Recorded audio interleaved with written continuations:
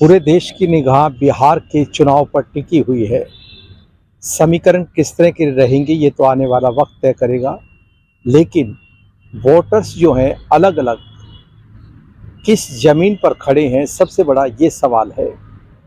हमारे साथ मुस्लिम समाज के बड़ा कद रखते हैं मुस्लिम समाज में और बड़ा चेहरा है, राजनीति में उनकी बड़ी दखलंदाजी है, सामाजिक कार्यकर्ता हैं, सलीम सुलखनी हमारे साथ हैं। तो बिहार के जो चुनाव चल रहे हैं उन पे विशेष हम चर्चा कर रहे हैं उन्हीं के साथ। मुस्लिम वोटर जो है कहाँ खड़ा है बिहार के इस चुनाव में, कैसे देखते हैं आप?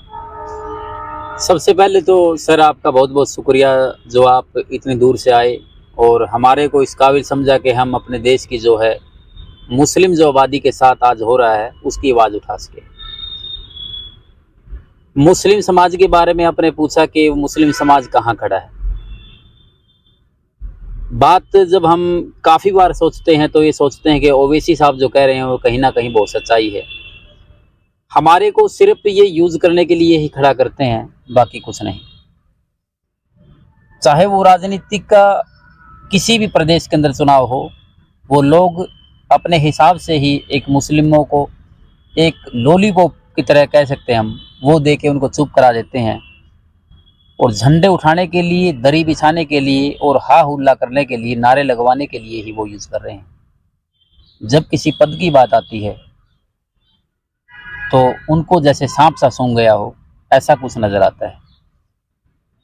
जैसे अभी बिहार में जब महागठबंधन ने अपने सीएम फेस की जब अपनी बात रखी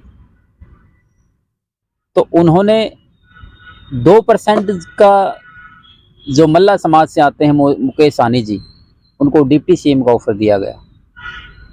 और यादव समाज जो है बिहार में लगभग 14% है और 17 से 18% जो मुस्लिम है। आप इससे अंदाज़ा लगा सकते हैं कि हम वहाँ पर कहाँ खड़े हैं। यानी जो यादव है, एक नीतीश कुमार जो पहले सीएम हैं, उससे पहले लालू प्रसाद यादव सीएम रह चुके हैं, उनका बेटा अब कोशिश कर रहा है सीएम बनने की। यानी जो 14% है वो लोग जो है 17% वालों को आगे ना आने की वजह से सिर्फ उनको एक नारे लगवाने के लिए, दरी बिछाने के लिए मैं कह सकता हूँ, और झंडे उठाने के लिए यूज़ कर रहे हैं। वजह क्या मानते? वजह है ये इनका, ये असल में ना हम दो चीज़ें होती है। हम हमारे जो देश के अंदर जो है काफ़ी ये चीज़ें पहले भी आई कि जो बीजेपी है वो मुस्लिम विरोधी है। इस बात में कोई दो राय नहीं, क्योंकि बहुत से ऐसे जो कानून लेके आई बीजेपी और बहुत से जो गए, जो हमारे कब्रिस्तान हैं, जो मस्जिदें हैं, उनके ऊपर अलग अलग उसने पहलू के ऊपर जो है हमारे को बदनाम करने का काम किया। वो उसको सभी जानते हैं, सभी देश के अंदर इस चीज़ की चर्चाएं भी होती हैं और पढ़े लिखे लोग इस बात को जानते हैं कि मुस्लिमों को जो है बीजेपी पसंद नहीं करती। इस बात में कोई दो राय नहीं।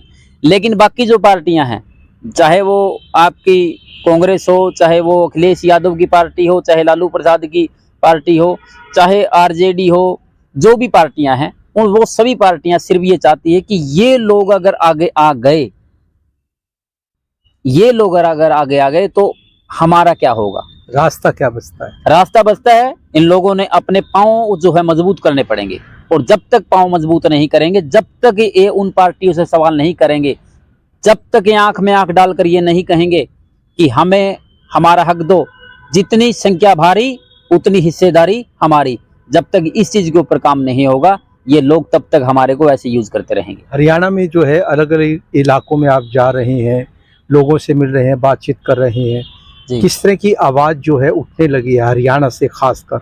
देखिए, जब 2019 के लोकसभा के चुनाव में मैंने चुनाव लड़ा तो उस टाइम भी यही इसी तरह के, असल क्या है मुकेश सर, यहाँ एक अलग प्रोपेगेंडा चलाया जाता है। आप दो पहलू से समझिए कि लालू प्रसाद यादव के दो लड़के हैं, तेज प्रताप यादव और तेजस्वी यादव। दोनों लड़के जो अलग अलग पार्टी से चुनाव लड़ रहे हैं। अगर हमारा कोई मुस्लिम कैंडिडेट पार्टी बना लेता है या वो इलेक्शन लड़ लेता है, आज़ाद उम्मीदवार के तौर पे उठ जाता है, किसी छोटी पार्टी से चुनाव लड़ता है, तो उसको ये लोग बी टीम घोषित कर देते हैं उसको ये कह देते हैं कि तो बीजेपी ने खड़ा किया हुआ है। और जो आप ये देखो कि लालू प्रसाद यादव के दोनों बेटे अलग अलग पार्टियों में दोनों जगह अलग अलग काम कर रहे हैं। एक भी बिहार के चुनाव के अंदर आपने किसी एंकर से, किसी मीडिया से, किसी आम लोगों से, किसी से आपने नहीं सुना होगा कि किसी ने ये सवाल किया हो कि लालू प्रसाद के दोनों बेटे जो है अलग अलग पार्टियां चुनाव लड़ रहे हैं, जो गलत है। यानी वो वोट नहीं खराब कर रहे हैं। अगर हम लोग जब चुनाव मैदान के अंदर आते हैं, यानी मुस्लिम कैंडिडेट जब आते हैं, तो वो लोग हमारे को ऊपर ऐसे एलिगेशन लगाते हैं।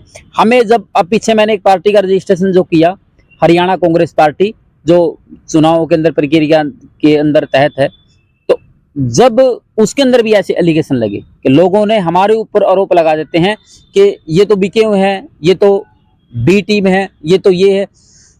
लेकिन हम उनसे कहना चाहेंगे कि हमारे जो मुस्लिम हैं वो अगर चुनाव लड़ते हैं या वोट किसी को दे देते हैं, तो हम जो है ऐसी ऐसी बातों को फेस कर सकते हैं कि बहुत से लोग नहीं कर सकते उन बातों को फेस। हरियाणा से क्यों आवाज उठने लगी है? आप भी हरियाणा से हैं। ये नई चेतना जो है, ये संघर्ष, ये लड़ाई मुस्लिम समाज की जो आप बात कर रहे हैं, बिहार में जो है तस्वीर कुछ अलग है चुनाव को लेकर। यहाँ आप लोग जमीन पर काम कर रहे हैं जी, किस तरह से देखते हैं?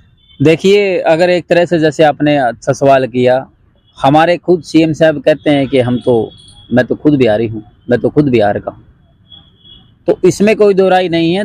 पूरा देश एक है, और आवाज़ जब उठेगी तो पूरे देश से उठेगी। जब क्रांति उठती है, क्रांति की जब ज्वाला निकलती है और जब कोई आवाज़ बनती है, तो उसकी कोई जगह कोई दिशा निर्देश नहीं होती, वो कहाँ से उठेगी, कहाँ से नहीं। तो आपको लगता है कि इस चुनाव में जो है मुस्लिम समाज कहीं नई चेतना के साथ नई लकीर खींचेगा सियासत की जमीन बिल्कुल पर? सर, बिहार के चुनाव में मुस्लिम समुदाय जो है ये सिद्ध कर देगा। इनका जो प्रोपगंडा है महागठबंधन का और एनडीए का, इन दोनों के प्रोपगंडों से एक अलग से निकल के आएगा, जो खास करके निर्दलीय उम्मीदवार है या जैसे ओवैसी साहब है या और कोई छोटी जो घटक दल है, वो उनको सपोर्ट करके ये बता देंगे कि हम भी अलग है। हमें कोई नफरत नहीं है। बड़े जो लीडर हैं बिहार के मुस्लिम समाज के जी, वो आगे क्यों नहीं आ रहे? देखिए, कोई भी हो, आप किसी भी समाज की बात कर लें, जिसका पेट भर जाता है वो उसको दोबारा जरूरत नहीं होती। यही सारी चीजें जो हो गई है, उनको खिला खिला के उनका जो मुंह है बंद कर दिया गया है, उनका मुंह ठूस कर करके उनके मुंह को बंद कर दिया गया है। फिर तो सियासत अपना खेल खेलेगी। सियासत ही खेल रही है। और सियासत कब खेलती है? सियासत जब खेलती है जब अपने ही लोग जो है गलत नीतियों पर चलने लग जाए, गलत लोगों का साथ देने लग जाए। आपको मैं एक चीज बताता हूँ कि लड़ाई लंबी है, लंबी लड़ाई है। बिल्कुल, जैसे मोहम्मद साहब ने कहा कि आप मजलूमों की आवाज बनो, आप गरीब लोगों की आवाज बनो, आप जो बेसहारा लोग हैं उनकी आवाज बनो। लेकिन हमारे यहाँ पता क्या है आपको बताऊं, हमारे वो लोग जो हैं वो मजलूम किसके साथ लगे हुए हैं? वो सोनिया गांधी जी, राहुल गांधी जी, अखिलेश यादव, लालू प्रसाद यादव, राजभर, यानी जो भी एनडीए है, यानी उनको विकल्प तो चाहिए ना, उनको विकल्प तो चाहिए। जाएगा विकल्प की बताता हूँ, वो उनको क्या है, उनको मजलूम समझते हैं। विकल्प इसलिए नहीं आता कि जब भी उठने के लिए आवाज कोई खड़ा होता है तो उसको ये उसका करवा देते हैं सिस्टम सा सेट, या तो उसको अंदर डलवा देते हैं। पार्टियों का सबका सेटिंग एक ही होती है। ये दौर नहीं है कि कुछ चेंज हो जाएगा। कैसे बात बनेगी? बात बनेगी जब लोगों को खुद को जिम्मेवारी लेनी पड़ेगी, और जब तक लोग जिम्मेवारी नहीं लेंगे तब तक ऐसा कुछ नहीं हो सकता। चलिए, एक सवाल ये भी है कि बिहार के लोगों को टिकट बांटी गई है जी, आपने अखबार में पढ़ा होगा। जी जी। कोरोना काल में पैदल पैदल चले, कैसे देखते हैं? देखिए, कोरोना काल की अगर हम बात करें, जब यहाँ संपूर्ण लॉकडाउन का ऐलान हुआ, खाली पेट और खाली जेब से यहाँ लोग पैदल गए, और पैदल भी इस तरीके से गए। एक परिवार जो है, हम उसको परिवार ही कह सकते हैं, 36 किलोमीटर के लगभग जब वो पैदल चल चल कर थक गया और रेलवे फाटक के ऊपर यानी रेलवे पटरी पर वो सो गया। वो नींद इतनी गहरी थी, भूख की वो तड़फ इतनी थी जिसका हम जिक्र करते हुए भी दर्द होता है। वो लोग उस दर्द के मंजर को, उस भूख को नहीं सहन कर सके, और जब वो रेल आई तो उन सभी को काट कर चली गई। अभी तो स्पेशल ट्रेन चल रही है। स्पेशल कौन सी? अब तो चलेगी, चुनाव है ना, चुनाव है। और वो लोग बेचारे यहाँ से तड़फते हुए गए, खाली पेट और खाली जेब से वहां बिहार पहुंचे, और वहां भी पहुंचने के बाद उनका जेब भी खाली थी और पेट भी खाली था, उनके पास कुछ नहीं था। आधार कार्ड उनके लिए गए, जो अखबारों की सुर्खियां हैं, भास्कर में मैंने पढ़ा था। जी आधार कार्ड उनके लिए गए जिनको टिकट फ्री में दिया गया है। जब उन्होंने कहा कि आप अपना मोबाइल नंबर दे दीजिए, तो मोबाइल नंबर उन्हें नहीं दिया गया और ये आश्वासन दिया गया कि वापसी के लिए भी बंदोबस्त आपका पूरा है, स्पेशल ट्रेन का। देखिए, जब लाखों लोगों के अंदर अगर कोई 2, 4, 20, 30, 50 आदमियों की कोई अगर व्यवस्था कर दी हो, तो मैं उसको बड़ी चीज नहीं मानता कि हो नहीं, सकती ये व्यवस्था कोरोना काल में क्यों कोरोना काल में। मैं आपकी बात को मानता हूँ। आप जो लोग यहाँ से गए हैं, आपने कहा कि चलो टिकटों की कुछ व्यवस्था अगर कर दी होगी, अगर वो वहां गए हैं, वहां जाकर भी बेचारों ने क्या खाया है, क्या पिया है? यहाँ से तो उनके पास था ही नहीं कोई। बिहार में सबसे बड़ी बात यह है कि वहां ये दायरा और ये लिमिट नहीं डिसाइड करती कि आपकी कमाने की उम्र कितनी है। वो डिसाइड किया जाता है कि आपकी घर की कंडीशन कैसी है। उस कंडीशन के बेस के ऊपर 8-8, 10-10, 12-12 साल के, 15-15 साल के जो बच्चे हैं, पढ़ने की उम्र है, वो दिहाड़ी मजदूरी करते हुए बेचारे यहाँ अपने अपने शहरों में देख लो आप किस तरह का मंजर है। चलिए विषय लंबा होगा जी। मैं ये जानना चाहता हूँ किस तरह के समीकरण जो है आप विश्लेषित कर रहे हैं। मैं तो समीकरण यही है कि वहां जो जीत जो है, जहां हमारे को उम्मीद है कि महागठबंधन की होगी और सहयोग से पार्टी जो है, इस गठबंधन को भी कुछ सीटों की जरूरत पड़ेगी, उसके बाद ही महागठबंधन जीतेगा। लेकिन हमारी सरासरी कटाक्ष है कि इस तरीके से हमारे को योजना किया जाए, जिस तरीके से ये लोग बीजेपी का डर दिखा दिखा कर रहे हैं। बार बार कह देते कि वो देखो बीजेपी आ रही है, वो देखो बीजेपी आ रही है, वो देखो बीजेपी आ रही है। जब भी कोई चुनाव लड़ता है, ये देखो इसको वोट मत देना, बीजेपी आ जाएगी। जब भी कोई आवाज उठाता है तो उसको कह देते वो देखो बीजेपी आ जाएगी। यानी एक डरावना सा जो माहौल है, हमारे को पता है भाई वो किस तरीके से हमारे साथ जो कर रहे हैं, हम उस बात को मानते हैं। लेकिन ये लोग जो हमारे लोगों को, पीछे कैंपेन जो चला, मैंने चुनावों के अंदर देखा, बहुत से लोगों को जा जाकर लोगों को हमारे घरों में जाकर कहते हैं कि आप उनको वोट मत देना, वो लोग तो बीजेपी आ जाएगी, वो बीजेपी के साथ हैं। मतलब एक डर का जो माहौल होता है, ये माहौल जो उन लोगों ने क्रिएट किया हुआ है, जिस माहौल को क्रिएट करने की वजह से हम लोग बहुत कंफ्यूजन, बहुत पीछे चले गए हैं। ये लोग सिर्फ हमारा यूज करना चाह रहे हैं। अगर आपको रियलिटी देखें, आपने बहुत चीजें कवरेज की है और आप लंबे समय से पत्रकारिता कर रहे हैं, आपको भी ध्यान है इस चीज का कि स्टार्टिंग से लेकर अब तक हमारे को इस सिचुएशन पे लेके आने वाला कोई और नहीं। बीजेपी तो 2014 के बाद में आई है। उससे पहले क्या था? उससे पहले कौन से हमारे यहाँ घरों में वो झूमर लटके थे? हमारे तो आज भी वही जाल लटकता है और पहले भी लटकता था।